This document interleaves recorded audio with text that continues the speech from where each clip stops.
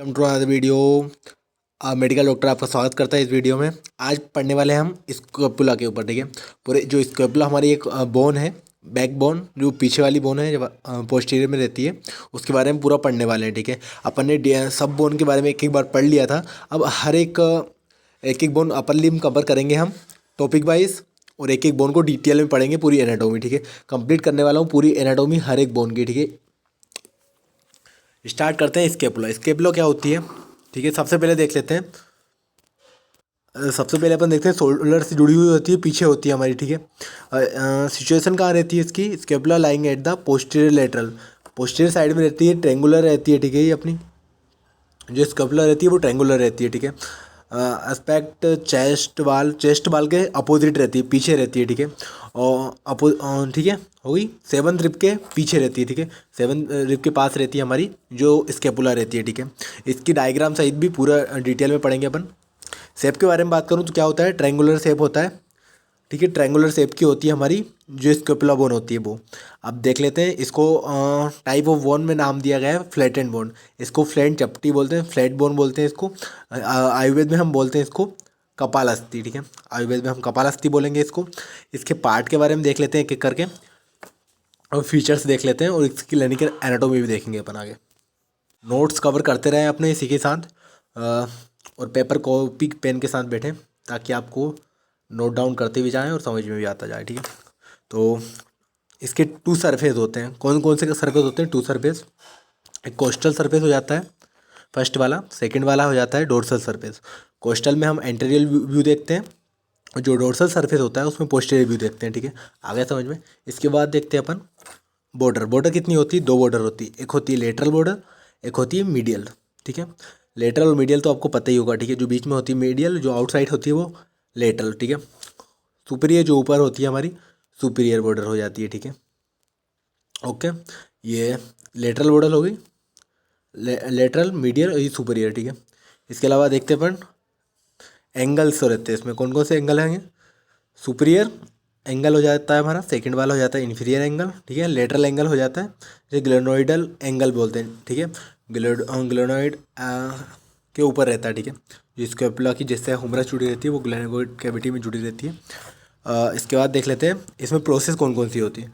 Process की बारे में बात करूँ तो इसमें 3 प्रोसेस आ जाती है हमारी। स्पाइन प्रोसेस, स्पाइनल जो प्रोसेस आ जाती है वो भी आ जाती है। एक्रोमेन प्रोसेस आ जाती है। ठीक है, कोरोकोइड प्रोसेस भी इसी में आ जाती है। ठीक है, 3 प्रोसेस पढ़ेंगे, बाकी इन सभी चीज़ों को डिटेल में देख लेते हैं। कुछ लोग बोल रहे हैं ज़्यादा फास्ट चल रहे हैं सर, तो भाई सिलेबस तो बहुत पीछे रह गया है, तो इसलिए फास्ट चलना पड़ेगा, तभी कवर कर सकते हैं अपन। ठीक है, साइड डिटर्मिनेशन देखते हैं। पूरा इसका व्यू देख दिया गया है हमारा, जो एंट्री व्यू है राइट स्कैपुला का, ये हमारी राइट स्कैपुला है। ठीक है, इसका एंट्री व्यू पूरा देखेंगे अपन। ठीक है, अब देख लेते हैं अपन साइड डिटर्मिनेशन पूरी देखते हैं अपन क्या क्या होते हैं इसमें।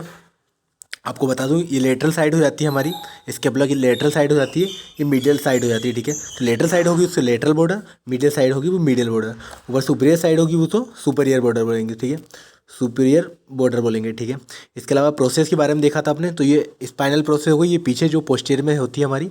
इसके अलावा कोरोकोइड प्रोसेस हो जाती है ये वाली, और इसके बाद हो जाती है हमारी जो एक्रोमियन प्रोसेस आती है वो ये ऊपर टिप पे आती है। ठीक है, टिप पे एक्रोमियन प्रोसेस आ जाती है अपनी। ठीक है, तीनों प्रोसेस कंप्लीट हो गई। अब ग्लेनोइड कैविटी क्या है? ठीक है, जिससे हुमरस अटैच रहती है। ह्यूमेरस जो हमारी शोल्डर जॉइंट बनाती है, ये ह्यूमरस यहाँ कनेक्ट रहती है। ग्लेनोइड कैविटी में एक फोसा होता है, उसमें कनेक्ट रहती है।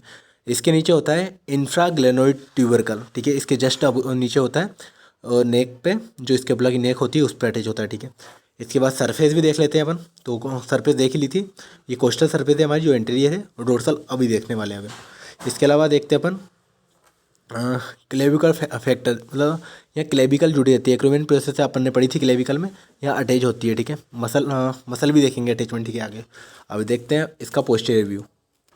पोस्टीरियर व्यू में देखने पे पता चलता है हमें, एक्रोमियन प्रोसेस अपन ने देख ली थी, स्पाइनल प्रोसेस देख ली थी अपन ने, और कोरोकोइड प्रोसेस कहाँ है? ये वाली यहाँ देख ली थी। इसके नीचे अपन ने कौन सी प्रोसेस देख ली थी? ग्लोनोइड कैविटी देखी थी। ठीक है, यहाँ ह्यूमरस अटैच होती है। जो डोर्सल सरफेस में क्या होता है हमारा? स्पाइन होता है ये वाला।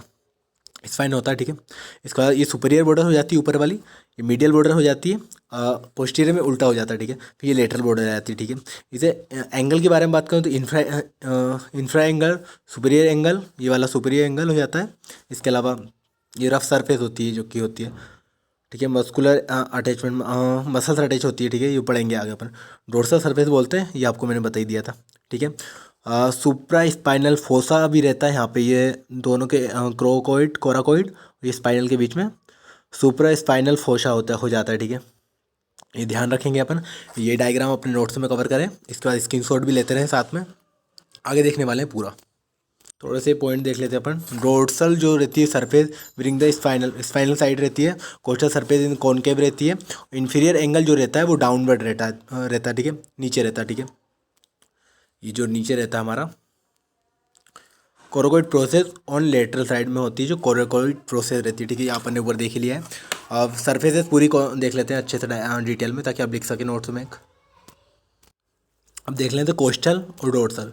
कोस्टल क्या है, डोर्सल क्या है, अपन ने ऊपर देख ही ली थी, फिर भी थोड़ा डिटेल में, ताकि एक पॉइंट वाइज आप लिख सको।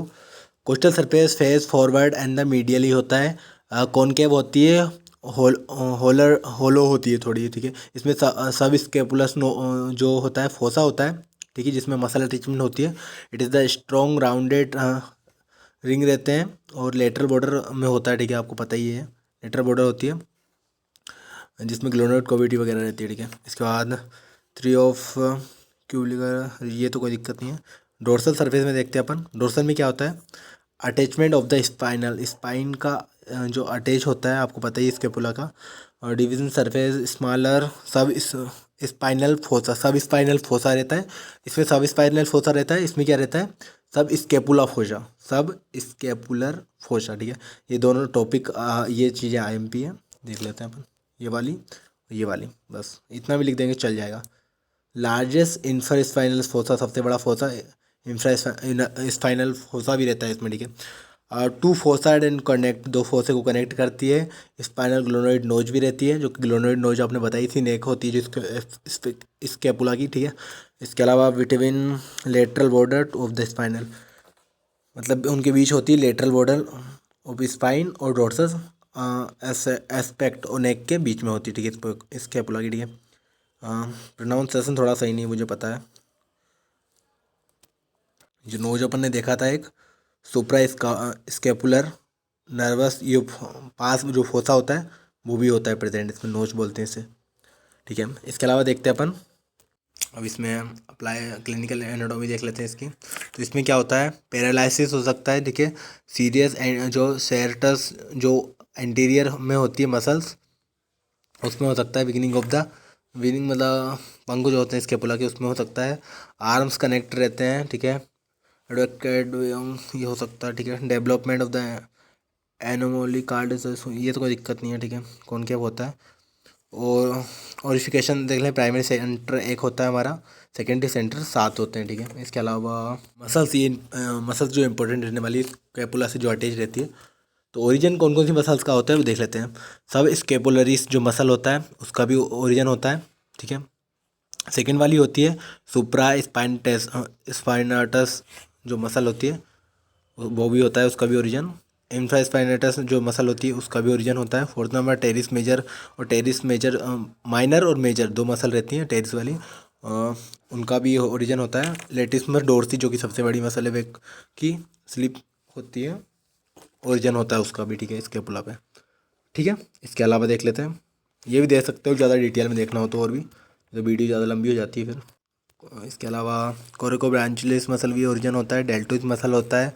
ओमेहाइड्रिड इंफरवेली मसल का भी होता है।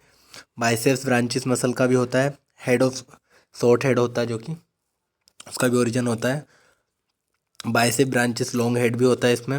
इसका ट्राइसेप ब्रांचिस का लॉन्ग हेड भी आता है इसमें, ठीक है। ये सारी चीज़ें आती हैं। इंसर्शन देख लेते हैं अपन।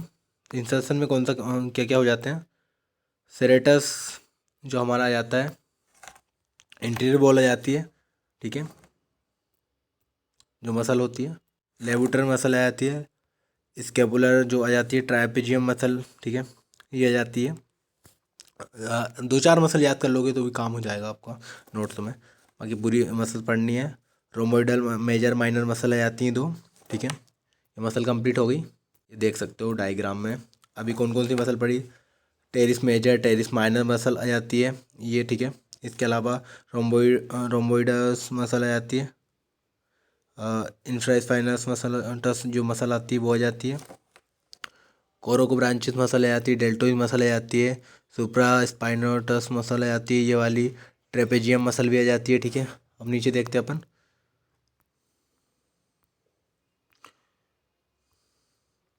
अब डेल्टोइड मसल है ऊपर, ये डेल्टोइड मसल आ जाती है, कोरोको ब्रांचिस ब्रैंकलिस जो मसल आ जाती है वो भी आ जाती है, सेरेटस आ जाती है, ठीक है। इंपॉर्टेंट मसल्स है जो एंटेरियर व्यू है पोस्टीरियर देख चुके हैं। तो स्केपुला आज अपना कंप्लीट हो गया है पूरा।